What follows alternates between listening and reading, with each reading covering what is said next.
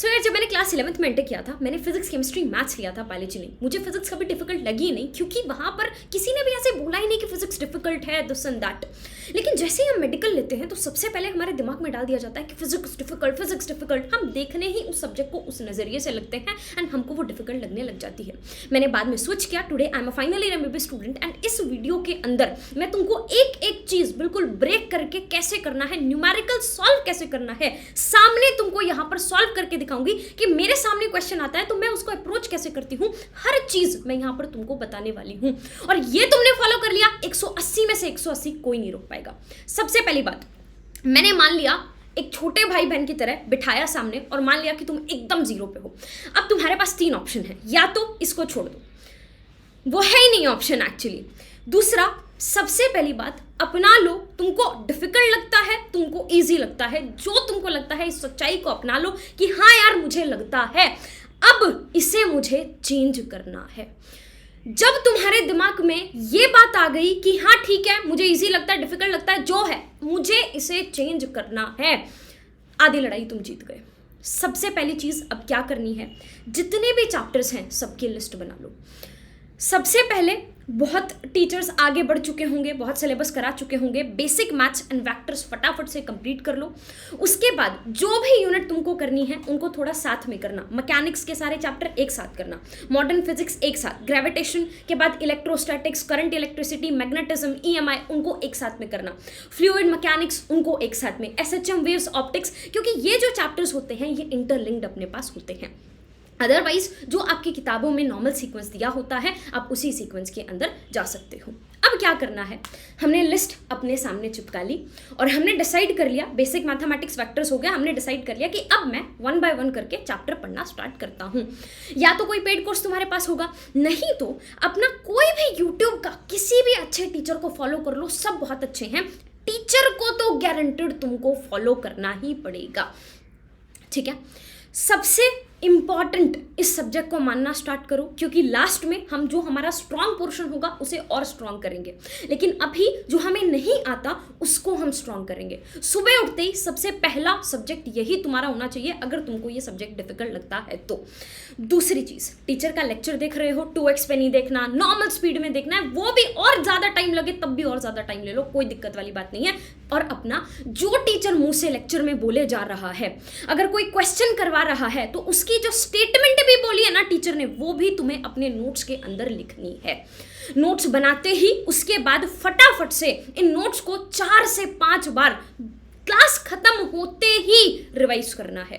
Theory बार बार formula बोल बोल के चल के याद करना है। और जो क्वेश्चन टीचर ने कराए हैं उस लेक्चर के अंदर, जो तुमने नोट्स में लिखे हैं, उनको खुद से पहले सॉल्व करने की कोशिश करना, ना हो पाए फिर थोड़ा सा सोल्यूशन देख लेना। अगर तुमने इतना कर लिया ना, तुम्हारा 70% काम फिजिक्स में खत्म हो गया है। याद रखना, 4 से 5 रिवीजन। इसके बाद क्वेश्चन की प्रैक्टिस करनी है। कोई भी बुक ले लो, मॉड्यूल्स किसी इंस्टीट्यूट के हों तो बेस्ट है। 200 से 250 क्वेश्चन हर चैप्टर के आपको करने हैं। साथ में जो क्वेश्चन आपको अच्छा लगे या फिर जो आपसे सॉल्व ना हो उसे स्टार मार्क करना है। अभी पेंसिल से करना, पेन से मत करना, क्योंकि अभी तुम्हें पता नहीं है कौन से क्वेश्चन अच्छे हैं, नहीं है, क्या है, ठीक है। बाद में हो सकता है कि एकदम चौंपड़ू से क्वेश्चन तुमको अभी अच्छे लगे, बाद में ना लगे, ठीक है, ये चीज़ होनी चाहिए। इसके बाद मोस्ट इंपॉर्टेंट PYQs तुमको करना है। अभी इतना टाइम है कि आराम से 36 ईयर्स तक के आप कर सकते हो। ऑसवाल जो बुक्स अपने पास हैं 1988 से 2023 तक मेरे पास है भी किताब, उसको मैंने देख के ही उसके बेसिस पे ही बता रही हूँ। फिजिक्स, केमिस्ट्री, बायोलॉजी तीनों के लिए है। मैं फिजिक्स, केमिस्ट्री, बायो की यूज़ करती हूँ अपने बच्चों को बताने के लिए, ठीक है, जो मैं ऐप पे पढ़ाती हूँ। इसमें chapter wise, topic wise with solutions सारे क्वेश्चंस आपको दे रखे हैं। अगर आप इसमें देखोगे बीच में ऐसे काफ़ी सारी निमोनिक्स वगैरह भी इन लोगों ने डाल रखी है ताकि तुम लोगों के लिए आसान रहे चीज़ें। ट्रेंड का एनालिसिस पूरा कर रखा है 2014 के पेपर ऑनवर्ड्स कि कैसे अपने पास चैप्टर वाइज क्या क्वेश्चन आते हैं, कैसे आता है। प्रैक्टिस क्वेश्चन पेपर्स भी डाल रखे हैं तुम्हारे पास। तो ओवरऑल 2000 से 2500 क्वेश्चन अपने पास हो जाएंगे। रिविजन नोट्स, माइंड मैप्स यहाँ पे इन लोगों ने बीच में साथ साथ इंटीग्रेट कर रखे हैं इस किताब के अंदर। तो इस किताब का डिस्क्रिप्शन में लिंक दे दूंगी, वहां पर जाकर क्लिक करके तुम इसको ले लेना, ठीक है। इसके बाद आपको खुद की एक फॉर्मूला शीट बनानी है। यहां से करना है, ठीक है। मैं जो रिकमेंड करूंगी, फॉर्मूला शीट खुद से बनाना, शॉर्ट नोट्स कुछ नहीं बनाने, कुछ नहीं करना, फॉर्मूला शीट बनानी है एप्लीकेशन के साथ।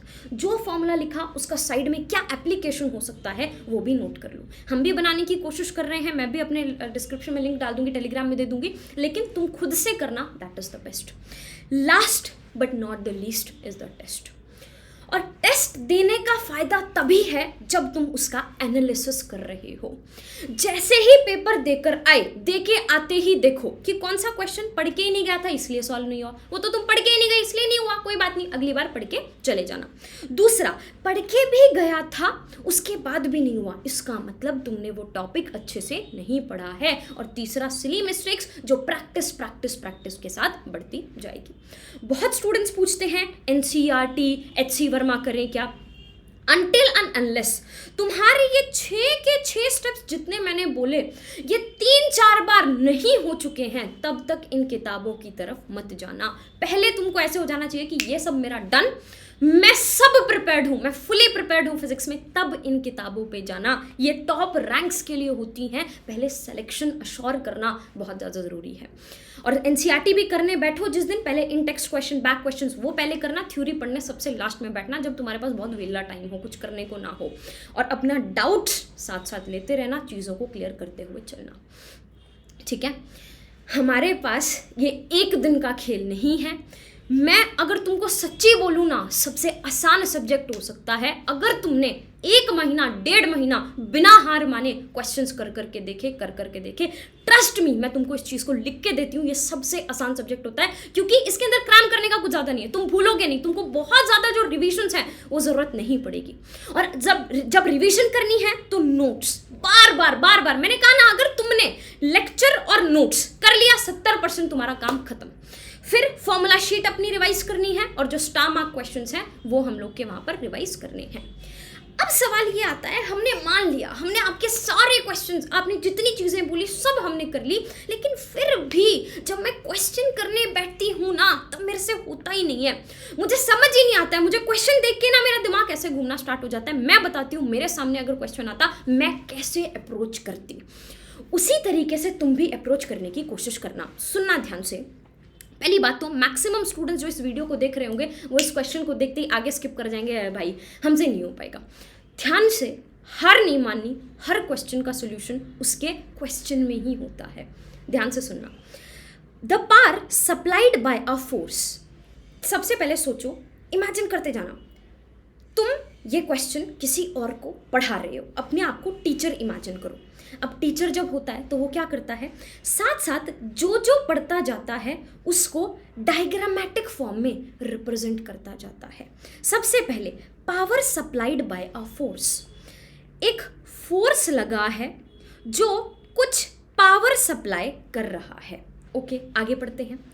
ऑन अ पार्टिकल, ओके, तो यहाँ पर एक पार्टिकल है जिस पे फोर्स लग रहा है, जिसकी वजह से पावर सप्लाई हो रही है। Moving in a straight line is constant, ये स्ट्रेट लाइन में मूव कर रहा है, और जो ये पावर सप्लाई कर रहा है ये पावर सप्लाई कांस्टेंट है। इतना अपने पास हो गया। अब मुझे दोबारा ये स्टेटमेंट पढ़ने की जरूरत नहीं है, क्योंकि इस मेरा जो डायग्राम मैंने यहाँ पर बनाया इसी में मेरे पास पूरा का पूरा क्वेश्चन है, मुझे वहाँ नहीं पढ़ना है। जितनी चीजें हैं उसको यहाँ पर रिप्रेजेंट कर दो, बीच की सीता गीता दा वा ये सब हटा दो। जो रेलेवेंट इंफॉर्मेशन है वर्ड्स में, डाटा में, उनको एक्सट्रैक्ट कर लो। Now the velocity of the particle varies with the displacement x as, मतलब यहाँ पर ये वेलोसिटी और डिस्प्लेसमेंट, जो डिस्प्लेसमेंट किसी x के फॉर्म में दे रखी है, इन दोनों के बीच में मोटा मोटी मुझे कोई रिलेशन निकालना है। अब मुझे स्टेटमेंट पढ़ने की ज़रूरत नहीं है, क्योंकि मुझे यहीं पर पता है कि मेरे पास क्या दिया हुआ है।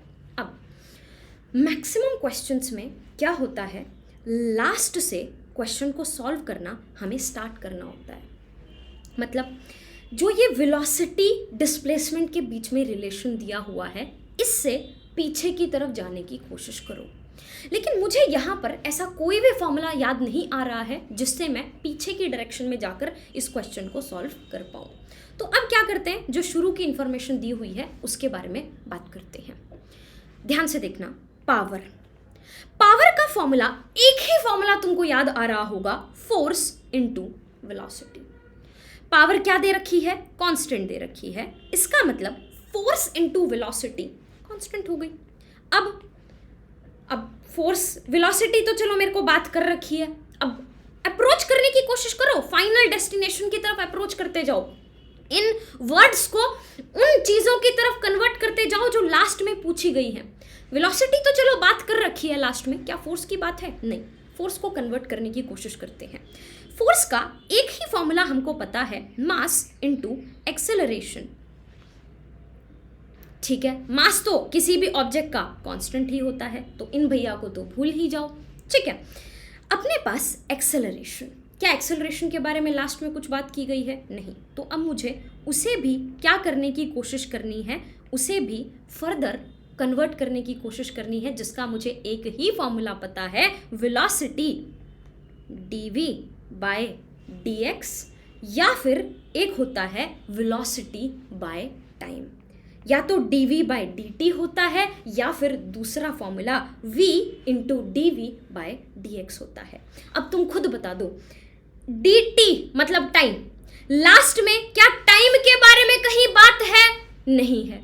क्या डिस्प्लेसमेंट के बारे में लास्ट में बात है? हाँ है। तुमको तुम्हारे लास्ट के उसी से पता चल गया कि तुम्हें अपना वेलोसिटी वाला, टाइम वाला फॉर्मूला यहां पर अप्लाई करना है, या डिस्प्लेसमेंट वाला इनटू वेलोसिटी। अब इसका अगर तुम निकालोगे, वो तो तुमको बेसिक मैथ इतना आना चाहिए, ठीक है, तो उससे अगर तुम लोग यहाँ पर पूरा का पूरा डराइव करने की कोशिश करोगे, यहाँ पर इसको x को उधर भेज दो dx को, और इधर पूरा डराइव करने की कोशिश करोगे तो v की पावर 3/3 आ जाएगा, और इसको अगर हम x की टर्म्स में निकालते हैं तो v = x की पावर 1/3 आ जाएगा। ये तुमसे तभी सॉल्व हो पाएगा जब तुम इस क्वेश्चन को एक टीचर से समझ चुके होगे, इसकी एक अप्रोच समझ चुके होगे। उसके बाद कुछ क्वेश्चंस डिफरेंट आते हैं, मैक्सिमम क्वेश्चन जो आपको टीचर ने क्लास में करा रखा होगा उसी जैसे अपने पास होते हैं। यहाँ पर आपका बेसिक मैथ स्ट्रांग होना चाहिए, ठीक है। इसी तरीके से जैसे मेटालिक स्फीयर वाले क्वेश्चंस अपने पास होते हैं। अब मैंने क्यों, मान लो इसने बोला कि इन दोनों मेटालिक स्फीयर को हमने एक कंडक्टिंग वायर से जोड़ा, मैं इस क्वेश्चन में आगे कितना भी कोशिश कर लूं, कितने भी फॉर्मूले मेरे को याद हो, मैं बढ़ ही नहीं सकती जब तक मेरे को ये ना पता हो कि दोनों को कनेक्ट करने से उनका जो पोटेंशियल हो जाता है ना, वो कॉमन, सेम अपने पास वहां पे कॉमन हो जाता है। तो ये कब पता चलेगा? जब एक टीचर के नोट्स को ढंग से फॉलो करोगे। अल्टीमेटली सबसे पहली चीज, नोट्स सबसे ज्यादा इंपॉर्टेंट है। नोट्स से तुम थॉरो होनी चाहिए।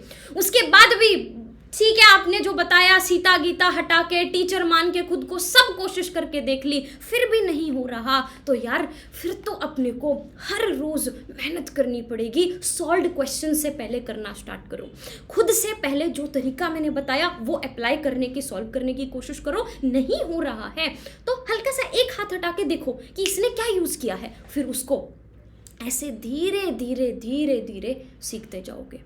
बीच में जब भी ब्रेक मिले, randomly multiplication 15 × 17 this and that, जिससे मल्टीप्लिकेशन तुम्हारी बढ़ती जाए। प्रैक्टिस प्रैक्टिस प्रैक्टिस से यही एक सोल्यूशन है। हाई वेटेज चैप्टर कर लेता हूँ, ये कर लेता हूँ, मिथ है, ट्रस्ट मी मिथ है। सब कुछ करना पड़ेगा, अगर नहीं किया तो बेटा जी सिलेक्शन छोड़ देना। मतलब इतनी फाइट मारनी पड़ेगी। हो रहा है, नहीं हो रहा है, अभी बेस्ट टाइम है फिजिक्स को करने का। अगर अब नहीं किया ना तो बाद में तो तुमको समझ में नहीं आएगा कि फिजिक्स कैसे करें, क्या करें। रात रात भर उठो, फाइट मारो। एक सपना होना चाहिए। मतलब तुम ऐसे सोचो यार, जो इतनी भी ये डॉक्यूमेंट्रीज बनती हैं, मूवीज बनती हैं, तुम देखते हो ना उनमें मेहनत। रात को ऐसे पेज फाड़ फाड़ के, नहीं हुआ फिर से कोशिश करूंगा, हट दूसरा स्टोरी लिखूंगा, तीसरा स्टोरी लिखूंगा। अपनी खुद की एक स्टोरी बनाओ।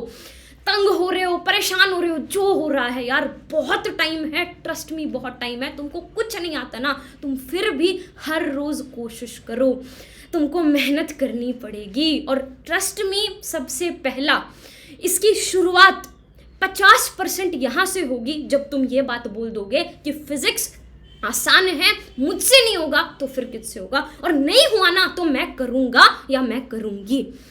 और इस चीज़ को साथ में आज इस कमेंट सेक्शन के अंदर लिख के अपन स्टार्ट करते हैं।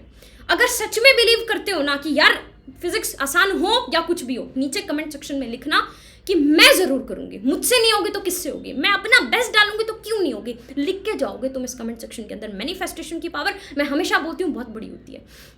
तुमको इस सीट की ज़रूरत होनी चाहिए। और कोई मेरे से पूछेगा ना कि आपने इतने साल हो चुके हैं, इतने बच्चों को गाइड कर चुके हो, आपको क्या लगता है, क्या क्राइटेरिया है कि आप किस बच्चे को ऐसे देखते ही बता सकते हो कि हाँ इसका सिलेक्शन हो जाएगा। मैं एक ही बात बोलती हूँ, जिस बच्चे को उसके लॉन्ग नोट्स शॉर्ट लगने लगे ना, मतलब जैसे ही उसने अपने लॉन्ग नोट्स उठाए, 20 मिनट में उसने चैप्टर रिवाइज कर दिया एंड तक, उस बच्चे का सिलेक्शन 100% होगा। Notes are the most important thing. Practice तो करनी पड़ेगी, बहुत करनी पड़ेगी, लेकिन 70% काम आपका नोट्स जो है वो करके दे सकते हैं।